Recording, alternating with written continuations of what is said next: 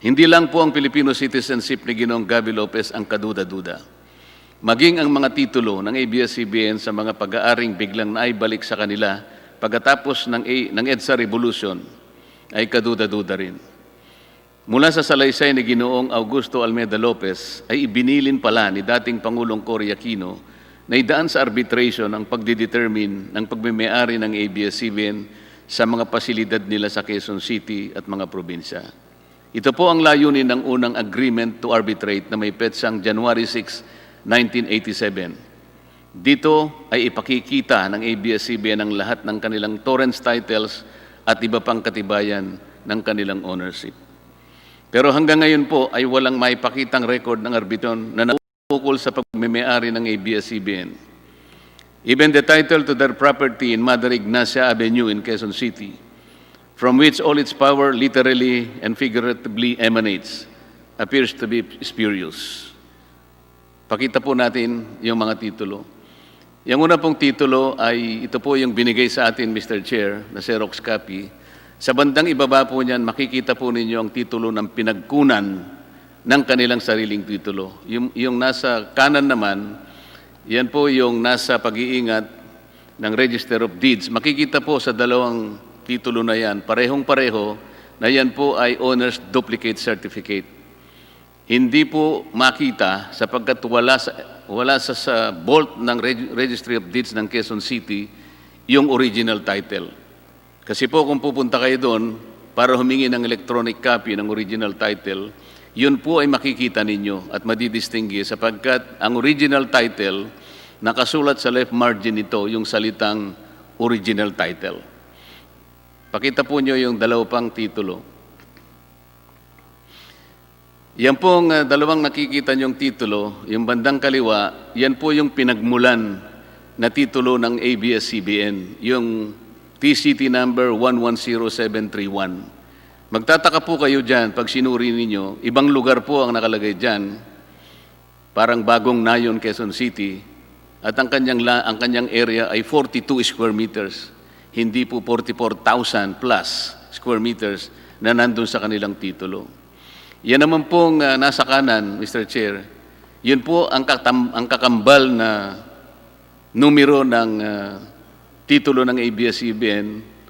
Meron din silang titulo 125702. Sa mga tweet, dalawang titulo pong magkamuka, magkapareho. Yung isa po ay ibang lugar na naman, pero yan ay 400 square meters lang. Ang nakakapag-intriga pa po dyan, Mr. Chair, meron pong minota na nakalagay for provisional registration. Pero 53 taon nang nakararaan, hindi naman po nila makita o hindi maipakita sa atin yung kopya ng petition for registration. Ang katibayan na maaring wala pong ganun, sapagkat hindi man lang naka-annotate doon sa likod ng titulo, na dapat sana ay naka-annotate po yung petition for registration sa likod ng titulo. Wala po.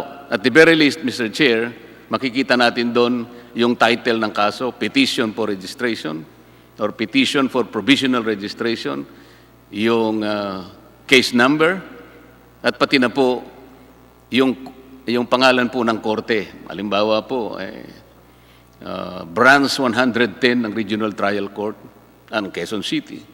Wala po lahat yun. Kaya talaga pong kaduda-duda yung titulo mismo ng ABS-CBN diyan sa Mother Ignacia na kung saan nandyan po ang kanilang headquarters. Ito po siguro ang dahilan, Mr. Chair, kung bakit ipinasya ni Pangulong Cory Aquino na idaan ang lahat sa arbitration. Sa kasamang palad, wala nga po silang maipakita ng record ng arbitration na ito hanggang sa ngayon. Tax evasion. It was conclusively proved that ABS-CBN and its subsidiaries engaged in complex schemes to unjustly avoid paying taxes or unconscionably reduce the taxes due to the government. Nakasaad po sa prangkisa ng ABS-CBN na dapat itong magbayad ng tama at kaukulang buwis sa pagtuos ng BIR. But ABS-CBN used its wholly owned subsidiary, Big Dipper Digital Content and Design, Inc., a PESA-registered IT company, as a convenient tax shield to deprive the government of billions in revenues. Lumitaw po sa pagdinig na bilang isang PESA-registered company, ang Big Dipper ay exempted sa pagbabayad ng buwis sa unang 6 na taon nito. Pagkatapos nito ay lilipat siya sa 5% na pagbabayad ng tax on gross income, napakaliit kung ihahambing sa hindi PESA-registered company na nagbabayad ng 30% of its taxable income, maliban pa sa iba't iba pang national and local taxes. Ang mas malaking bentaha po ng Big Dipper ay walang tax na ibinabayad kung magdideclare po ng dividends na kasangkot ang ABS-CBN bilang parent company. Very much like the Amcara ploy, Big Dipper has no other clients than ABS-CBN and its subsidiaries. It has only one foreign client, ABS-CBN Global Hungary, na wala pong empleyado kahit isa. In other words, Big Dipper exists only for and because of ABS-CBN, which inflates its costs paid for digitization to Big Dipper and therefore reduces its 30% tax obligation on its income but reaps a windfall on dividends with Big Dipper, which is 0 rated. Ang pera ay pumapasok lang sa isang bulsa at lumalabas din sa kabilang bulsa dahil iisang tao lang ang may suot ng pantalon na merong 2 malalim na bulsa.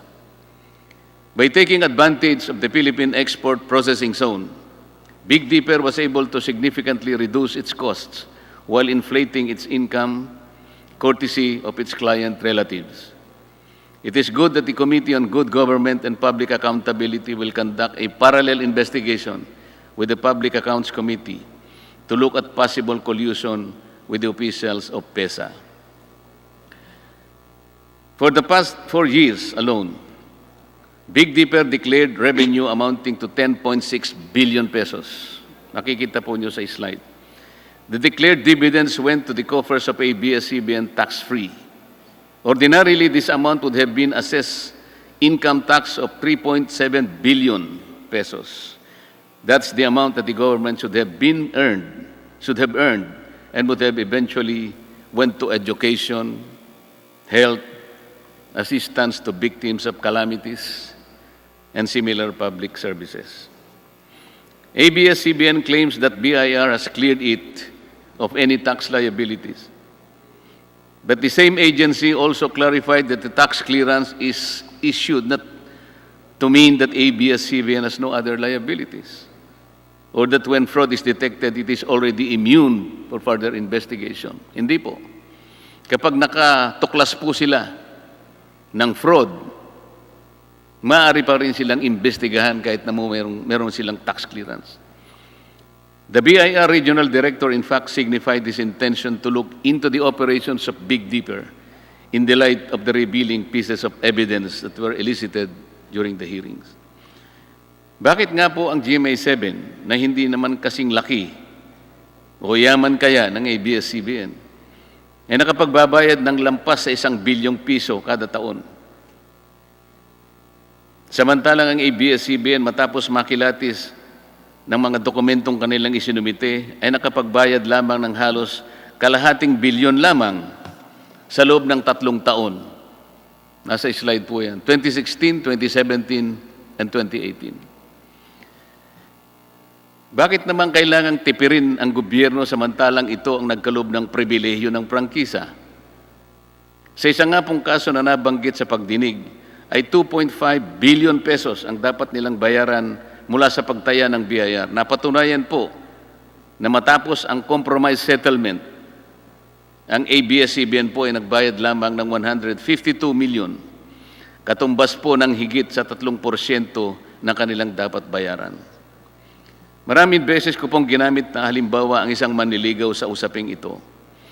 Dahil sa kanyang paghahangad na makuha ang kamay o pagsang-ayon ng kanyang sinusuyo, pati nga buwan at mga tala ay kanyang susungkitin. Isang pribilehyo kasi na makamit mo ang kanyang pagsang-ayon. Ang prangkisa ay isa ring pribilehyo, Mr. Chair. Pagkatapos na kayo ay sagutin ng Estado at gawaran ng ABS-CBN ng prangkisa noong 1995, bakit naman ganito ang pagtrato nila sa gobyerno? Halos ayaw na nilang magbayad ng buwis. Ito ba ang in the service of the Filipino o in disservice of the Filipino. Unfair labor practice. The proceedings eloquently bared it all. ABS-CBN violated the rights of its own workers. It has denied them their just share in production as required by the Constitution. It committed unfair labor practices that consistently denied its employees security of tenure and benefits that come with regular employment. Ang turing pa naman nila sa kapamilya nila ang mga ito. Ito po ba ang pinatunayan? Ito po ang pinatunayan sa pagdinig ng mga taong naghayag ng hinanakit na naglingkod sa kanila ng tapat sa mahabang panahon. Napatunayan din natin na sadyang nililito ng ABS-CBN ang publiko nang sabihin nito na lampas sa 11,000 ang mga empleyado nito nang masusing tingnan ang mga papeles galing sa mga hensya ng ating pamahalaan tulad ng BIR, PhilHealth, SSS, Home Development Fund at Employment Compensation Commission. Ang regular na manggagawa ng ABS-CBN ay halos ikatlong bahagi lamang at ang karamihan ay tinrato na independent contractors, talents, project workers at contractuals kahit pang regular na empleyo ang kanilang normal na gawain. Ipinagmalaki ng ABS-CBN ang halos 14 na benepisyo na tinatanggap ng kanilang talents, project workers, or contractuals. Pero ang pinakamabuti, ang pinakamahalagang benepisyo, ang pagiging regular, ay tahasan naman nilang ipinagkait sa kanila. It was established that ABS-CBN, and contrary to the endeared kapamilya treatment to its workers, showed a pattern of systemic denial from its deserving workers the benefit of regularization. Time and again, the Supreme Court ruled in favor of the aggrieved workers who were deemed employees given the basic test that what they do is within the network's control, as it is desirable and necessary to the business of ABS-CBN. How can ABS-CBN reconcile the fact that people serve it for 10, 15, and even 20 years and still claim that they are not performing work necessary and desirable to its business? Paano po sila mamamalagi ng ganong katagal kung hindi naman kailangan ng kanilang paglilingkod? Isn't it that their length of service alone speak much of their loyalty, their competence, and their adherence to the kapamilya sense of belonging?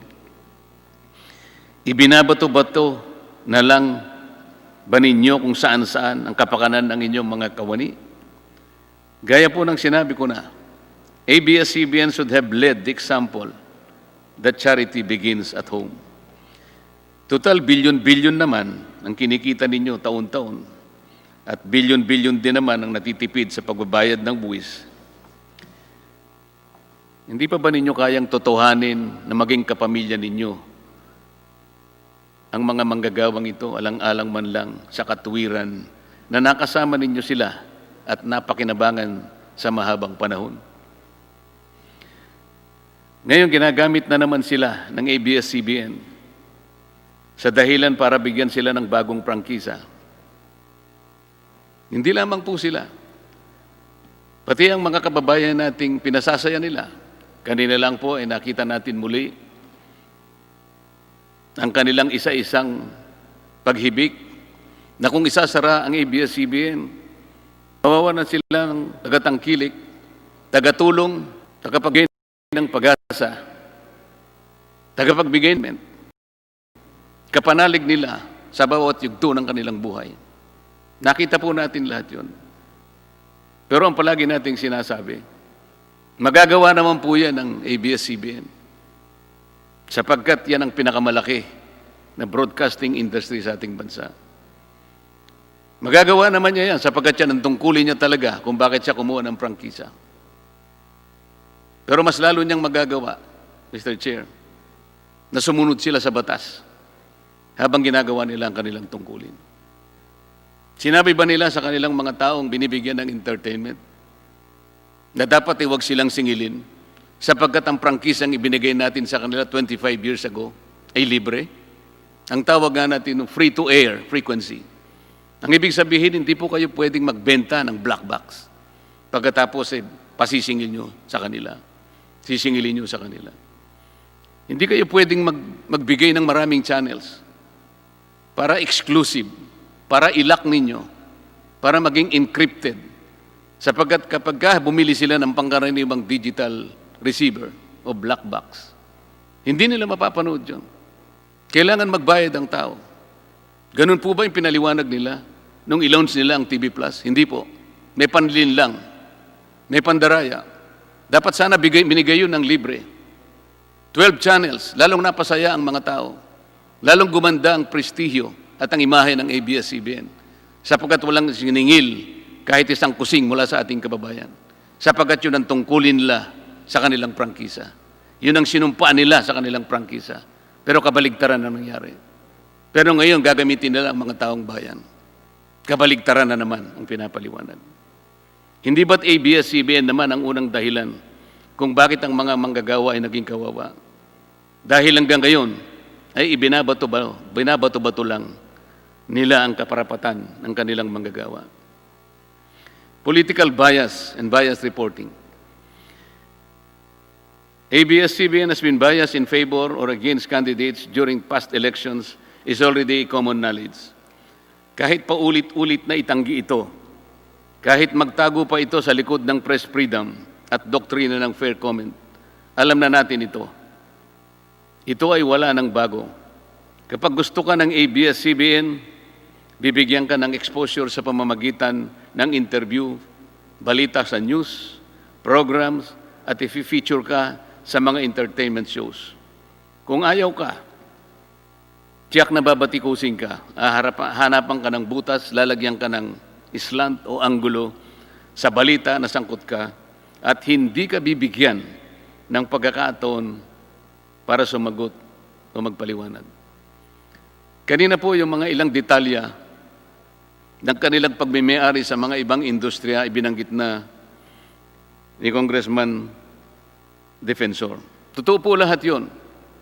Nagagamit po ang lahat ng ito na plataforma para gumawa sila ng kanilang sariling mga opisyal sa gobyerno. Tutulungan nila para maproteksyonan ang kanilang mga industriya.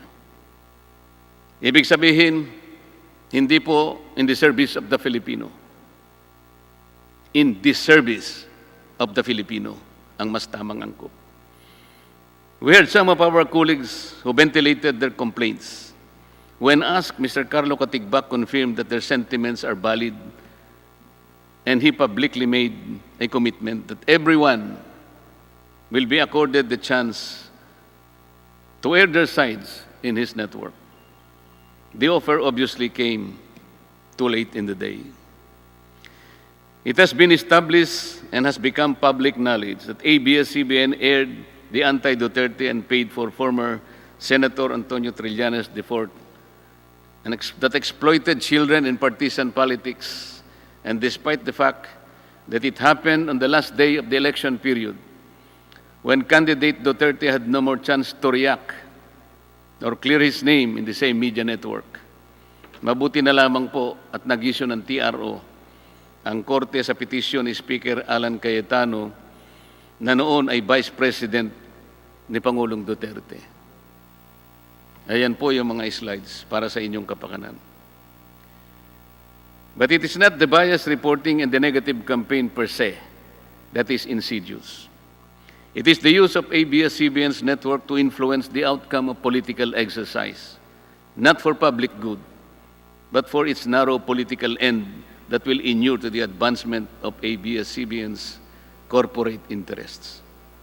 Political partisanship is contrary to the terms of its legislative franchise and in violation of the Omnibus Election Code. Uulitin ko po ang sinabi ko na sa umpisa pa ng pagdinig natin. Hindi na dapat ma-impluensya ang mga mamamayan sa pakikialam ng ABS-CBN sa politika. If ABS-CBN wants to be in the service of the Filipino people, it should stop mixing up its economic objectives with the simple aspirations of the ordinary citizens. These two are different and poles apart. At this point, please allow me to address the ABS-CBN's contention that possible denial of its franchise application is tantamount to violation of freedom of the press and of free speech. Kung tatanggapin po natin ang misleading na argumentong ito, edi yun palang napakaraming aplikasyon para sa renewal ng franchise ng mga radio and television stations. Noon, ay dapat pala pinagbigyan na lang natin lahat, Mr. Chair. At hindi natin siguro sila inayawan. Kung yun po yung argumento lang. Pero hindi po eh. Kasi po, kung tatanggapin natin yun ang argumento, ang prangkisa will become a matter of right. Hindi na po siya pribilehyo. Wala na tayong discretion. Puro ministerial na lang. Pagka po dumating na sa Committee on Legislative Franchises, wala na po tayong option doon. Siguradong dapat po ibigay natin. Sapagkat pag hindi natin ibinigay, sasabihin nila, oh, that is a violation of free speech. Hindi po ganun. That will be in direct violation of the mandate reposed by the Constitution to Congress as the guardian of this special privilege. Unable to repel the avalanche of evidence against the grant of a new franchise, ABS-CBN Corporation tries a new tact. Very recently, they asked for prayers, words, and actions, and pleaded for help, saying that it's no longer about business for them, but about the kind of system and country and leadership we want. Ito po yung sinabi nila, quoted po ito sa social media and other platforms.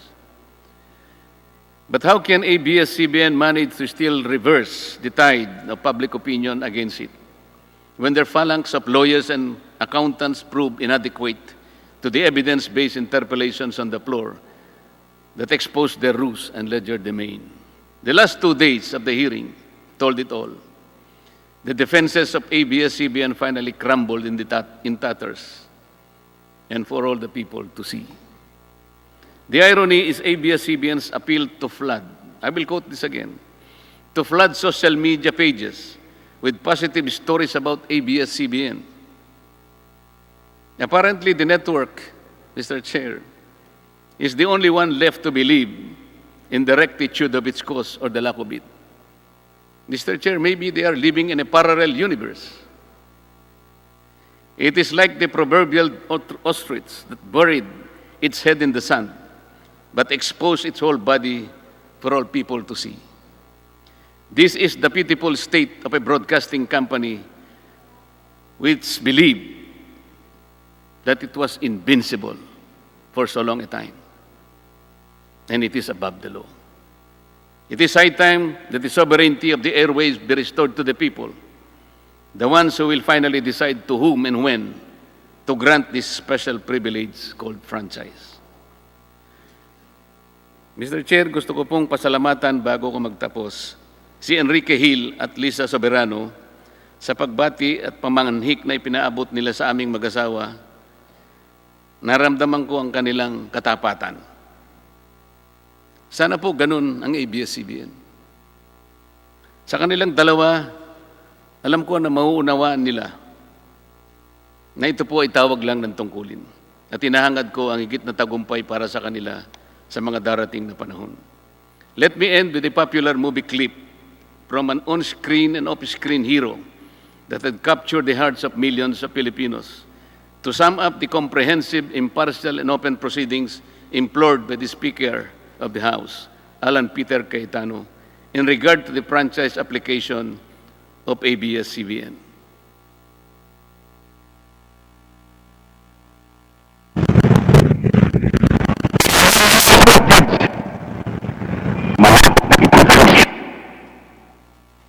Yang sabi nga po ni FPJ, Mr. Chair, kung uulitin ko lang, ABS-CBN, puno na ang salop. Dapat ka nang kalusin. Maraming salamat po.